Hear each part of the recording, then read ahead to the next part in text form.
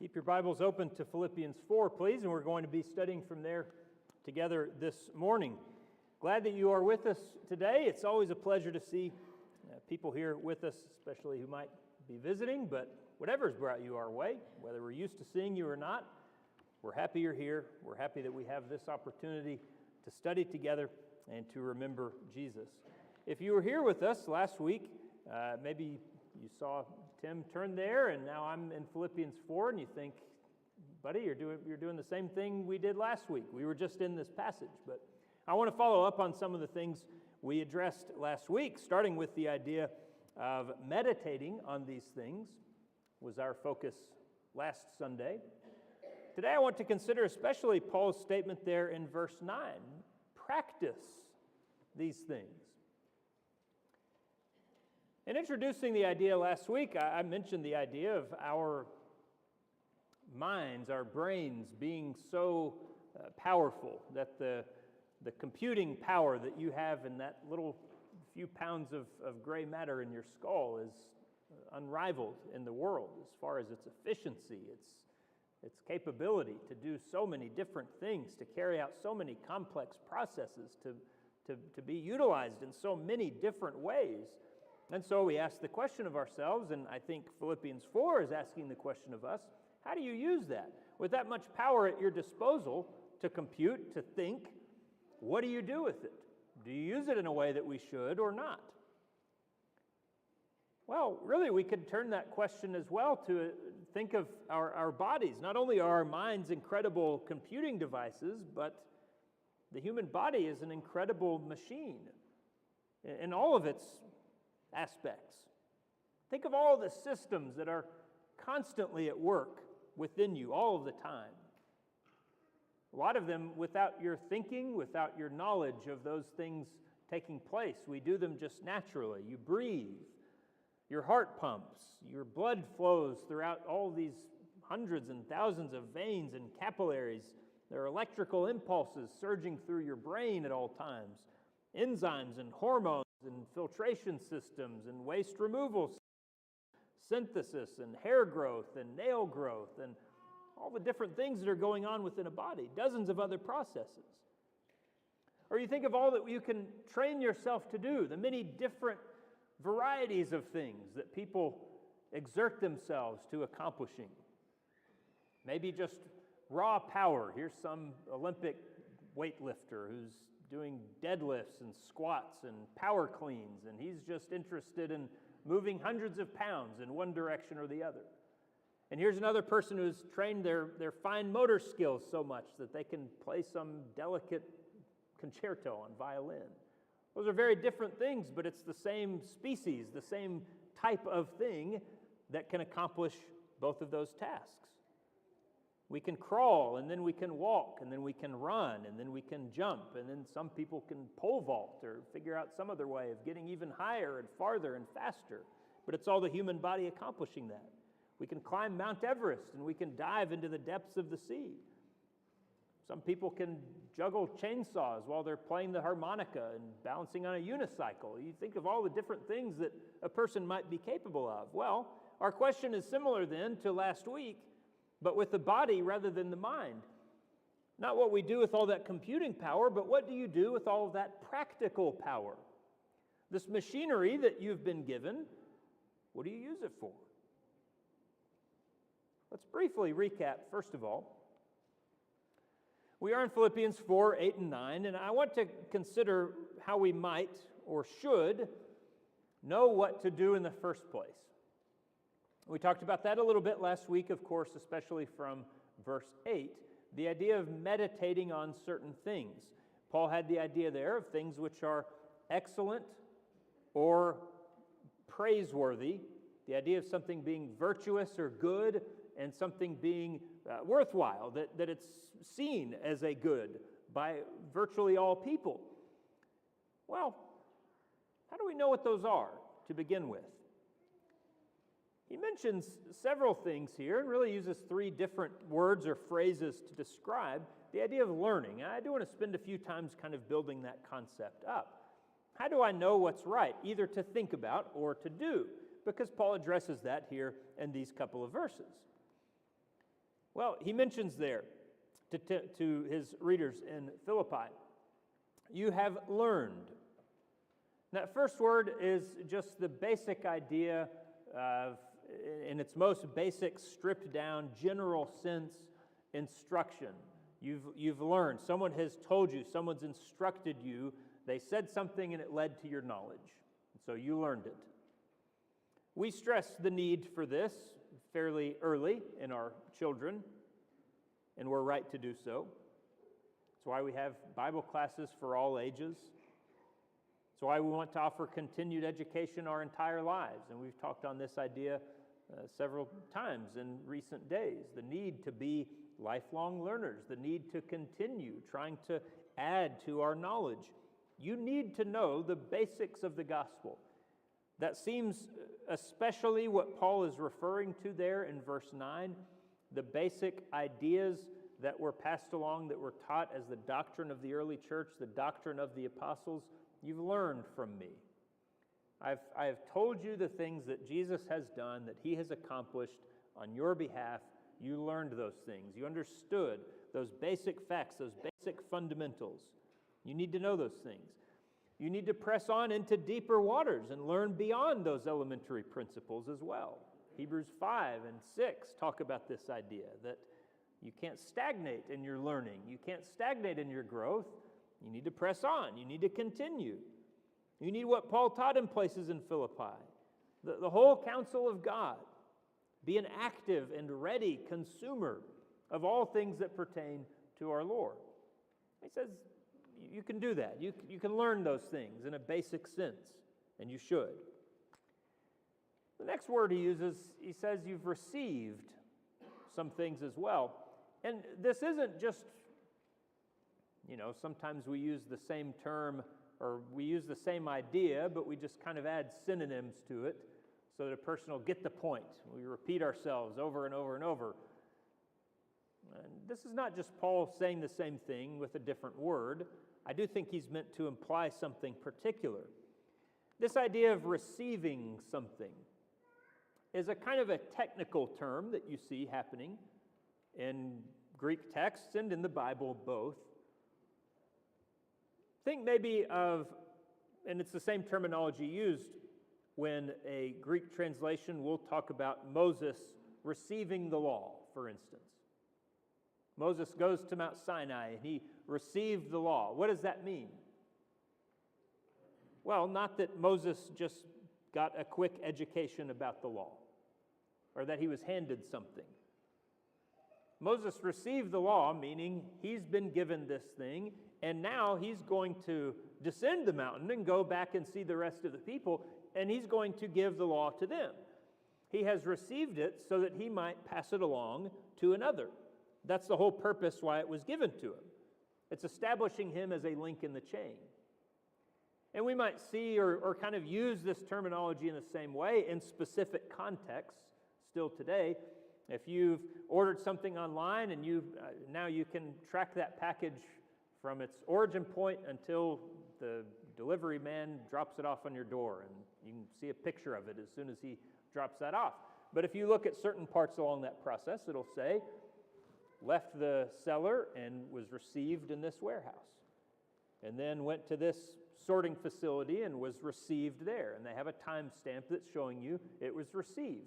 Well, what's the purpose behind all of that? To say, we've got it and we're getting it along to its end destination. We're going to hand it over to someone else.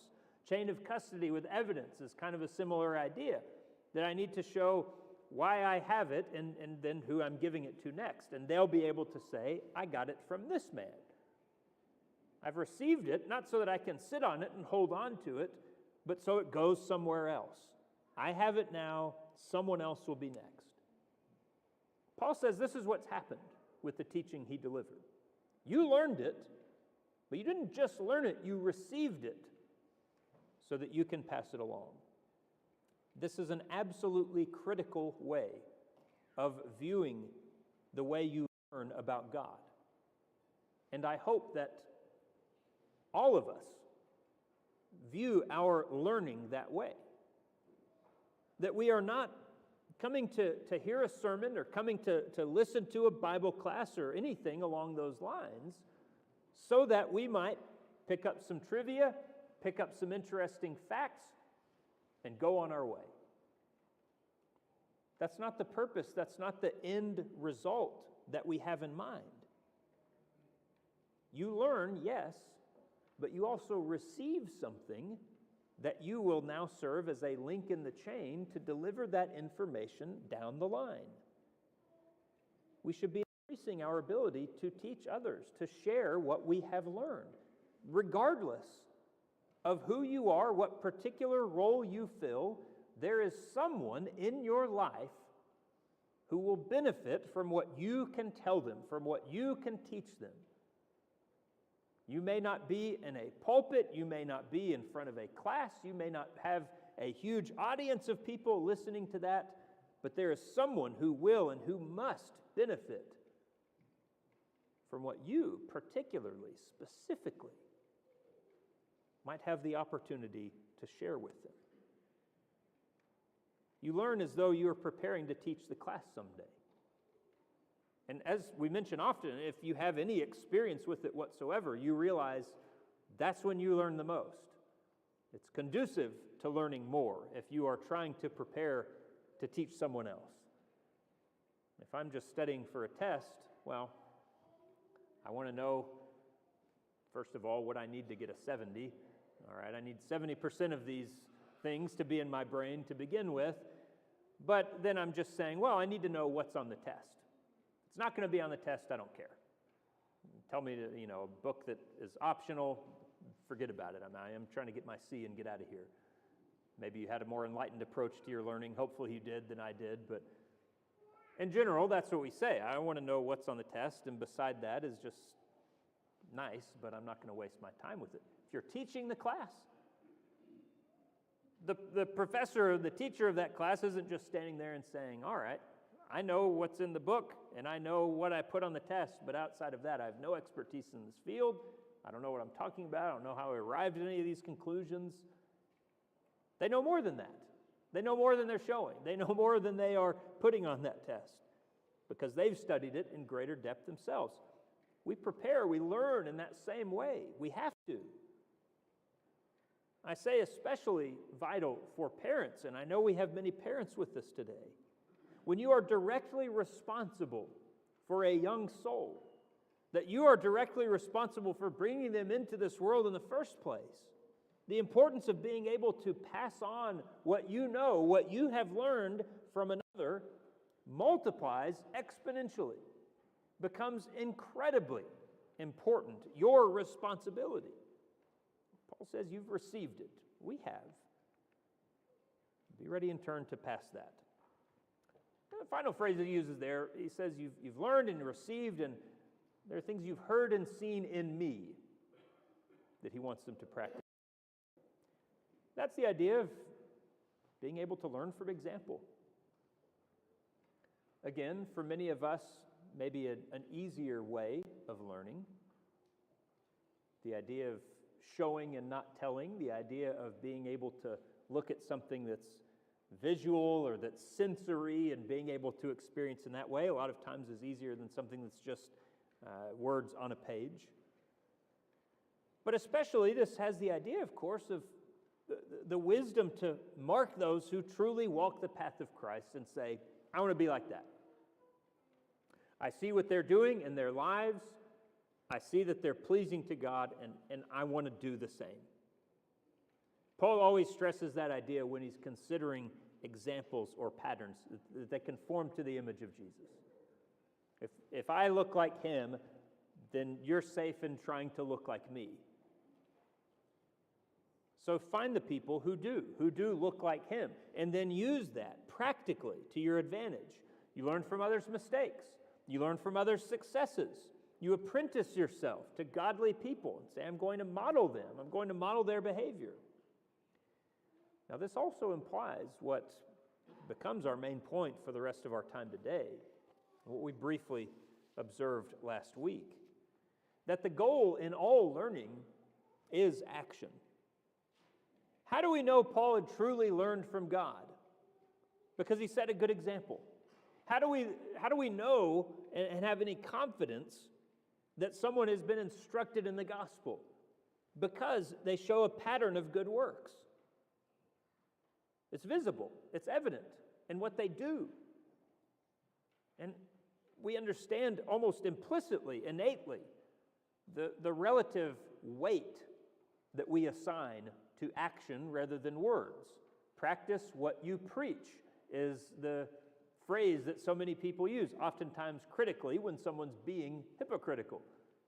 Say, look, I know what you're saying, and it's easy to talk. What does your behavior look like? What's your practice? So with that in mind, what does it mean, and how might we view the idea of what Paul says there in Philippians 4:9? These things practice, and the God of peace will be with you. It might help us to consider how we use or how we might use that word practice, what it implies, what we might consider in patterning our own lives. First, I think of, the actual wording that is used in Philippians 4:9. This idea of practice, and I think the word there is prasso. It's a form. It has the same stem, the same root as praxis, which is a concept. Greek philosophers use the idea of praxis as a concept that involves doing something, applying what you believe or know. There's an important part of many Greek philosophies. There's theoretical knowledge. There's things that you understand, facts that you know, capability of maybe knowing how to do something. And there's ultimately the practice or the application of something. I might know theoretically how to dunk a basketball. You jump as high as you can, you get your hand however many inches above the rim that needs to be, and then you go downward and you slam it through, and you do a cool pose and hang on the rim for a while and brag about it afterward, whatever. Theoretically, yeah, I know how that works. I'll tell on myself, and you're all going to be disappointed. I don't have any practical knowledge with that, dunking a basketball, not on a 10-foot goal at least. I can't do it. I don't regularly do it. I kind of get it, but it's not something I've done. Well, praxis is being able to apply and consistently applying what you might know. Aristotle looked at praxis as the ultimate application, the ultimate expression of a free man. That's what a free person does, is his praxis, his practice. You might be forced by others to learn, for instance.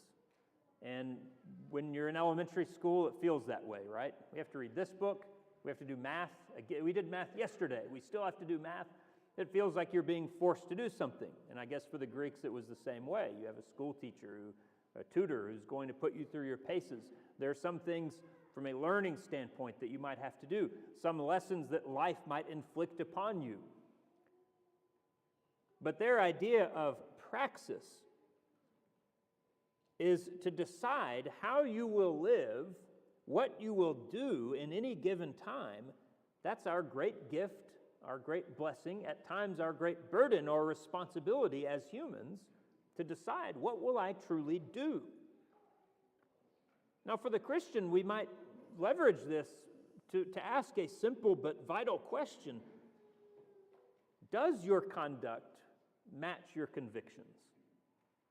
If you know, if you have this learning that Paul has been talking about at the beginning of verse 9, that you've learned the basic tenets of the gospel, that you've received something and know that you need to pass it along, that you have examples around you that you can learn from, and you've watched your parents and your grandparents model godly behavior, you know what to do. You have the theory. You have the basic know-how. Do you have praxis? Do you do it? I say, I know that lying is wrong. I know that being lazy is wrong. I know that getting into a rage on someone is wrong. I know that sexual immorality is wrong. I know all of these different things that are sinful, that are wrong to do, that if I saw someone else doing it, I'd condemn them for it. What do I actually do? I have these beliefs about Christ. Well, think of some of the sentiments we sang together this morning, that he's the king, that I'm meant to be in service of a king, that he has authority, that he's a ruler, that he's deserving of praise, that he's deserving of our loyalty, our fidelity. I know that. I've learned that. I believe that. That's my theory as well as my ethic. Does my practice match that? Do I actually do anything in his service? Do I actually do anything that shows that I have regard for him as an authority, as a ruler? Are you living out your ethics? Does what you believe about Christ and the Scriptures and the world and the judgment to come and the life to come, does that manifest itself in your actions? Practice these things. Well, we also think of practice maybe in an occupational sense. You think of someone who has established a dental practice in a certain town or a law practice or whatever. We use that terminology sometimes to refer to different jobs. What do we mean by that? Well, it's something that a person has devoted their lives, or significant part of their lives, to doing. If I have a dental practice, I'm not a hobbyist. You say, yeah, come over sometime and I'll stick my hand in your mouth. That's not a dental practice. That's me being a weirdo. If I say I have a dental practice, it means I went to years of school so that I know about teeth. And I have equipment that I've invested thousands of dollars or a bank's dollars into acquiring that will help me do that job at an acceptable level. That I've been certified by people whose job it is to make sure that I know all the things that I'm proclaiming to know, so that I can do this job safely and well and accurately. And if I don't do this job well, then I'm not going to have a home. I'm not going to have food. I'm not going to have a livelihood. This is my practice. It's my occupation. It's how I make my living. You think in all those other terminologies that we use, the kind of bigness, the generality of those types of terms. My living, my occupation. It's how I occupy myself, what keeps me occupied. My practice. That's what that is. To do what Paul is saying here, to practice these things, means to make it the consistent discipline of our lives. That you're not a weekend warrior. No, it's what you work at Monday to Friday, 8 to 5. It's what you do habitually. It's what you do regularly. It's just kind of what you are. This is your practice, the will of God. Third, and finally this morning, maybe today the sense in which we most often use an idea of practice is as a sort of training. When you go to soccer practice, you're training yourself to play soccer. You go to piano practice, you're training yourself to play the piano. And especially, I guess, in the sports world, the idea of practice gets a sort of bad rap sometimes in discussions about it. Because it's the part that doesn't really matter that much, right? It isn't as important to the uninitiated, I suppose. You'd say, well, it doesn't matter. How well did you do in practice? Who cares? When the games count, when statistics are being looked at, when we're going to determine a winner or loser against a live opponent, that's when it matters. Practice, well, who really cares? It's only practice means it doesn't matter. But any coach will drill into your head that practice does matter, because how you practice determines how you will play when it does count, when it does matter, supposedly.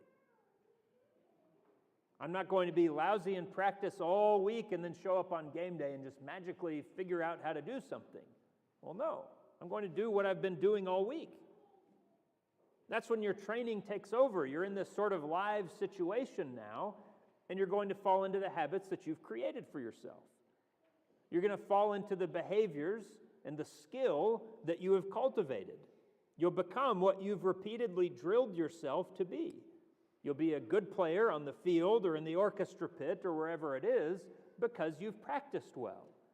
And if you haven't practiced well or you haven't practiced at all, you're not going to be any good. What do you do as a Christian, as a person in the world, when you are tempted, when you are put into the difficult, deep waters, the hard situations in life, the sore temptations, when your state of mind is threatened with extreme difficulty? Your body is urging you to do something that you know definitively to be wrong. What do? You will do what you've practiced. You will do what you've trained yourself to do. You'll submit to God or you won't. You will value the next life more than this one or you won't. You'll consider others more than self or you won't. You'll be wise and prudent or you'll be foolish and reckless. You'll do what you've trained yourself to do in the quiet, dull hours of repeated and seemingly monotonous living. That's your practice. We ask ourselves again then the question this morning: how do I view life? To some people it would be, depressing or maybe kind of disappointing if you were to say, view your life as practice. So view my life as meaningless? No. View your life as constant preparation to do what you want to do in any given moment. That when I am put into a difficult spot, when I am challenged, when it matters, when it is a live situation, when it's game day, I want to respond how my clear-thinking self would want to respond, would know to respond, because that's what I've learned.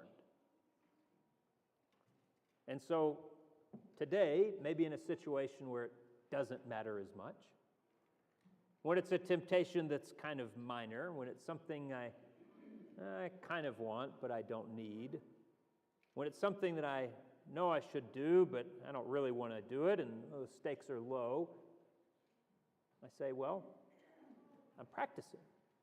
I'm training myself. I'm constantly putting in inputs that will lead to the desired result. And that is a life that follows God, that loves the Lord, that serves the people around me, that is committed to doing things as Jesus did them. View your life as practice. Constantly train yourself for the next obstacle, for the biggest obstacle, for whatever might come next. This morning we can recommend heartily that you practice your faith, that you learn accurately from the Lord the things that He has given to us for our keeping, for our knowledge. Chief among them, of course, that basic information that we talked about. Who He is, what He has done to save us. That He is God of gods, one of one, the only Lord, as we sang earlier this morning. That He has sent to this earth His Son in a form like ours as a man, to take on suffering, to die on our behalf, to shed blood so that we can be saved. You believe that. You've learned that. You confess that to other people. Practice what you preach. Live a life that demonstrates that faith. This morning, if you have not been obedient to the faith, do that. If you've not been baptized into Christ, do so. If you've not repented of sin, you're keeping it in some dark corner of your life where you can just turn to it when you feel like it. Stop it. Repent. Turn to God. If you need our prayers, you need strength and assistance from people, but have been afraid to ask, stop it. Ask. Come to God for help. Come to us for help. If in any way we can help this morning, we'd love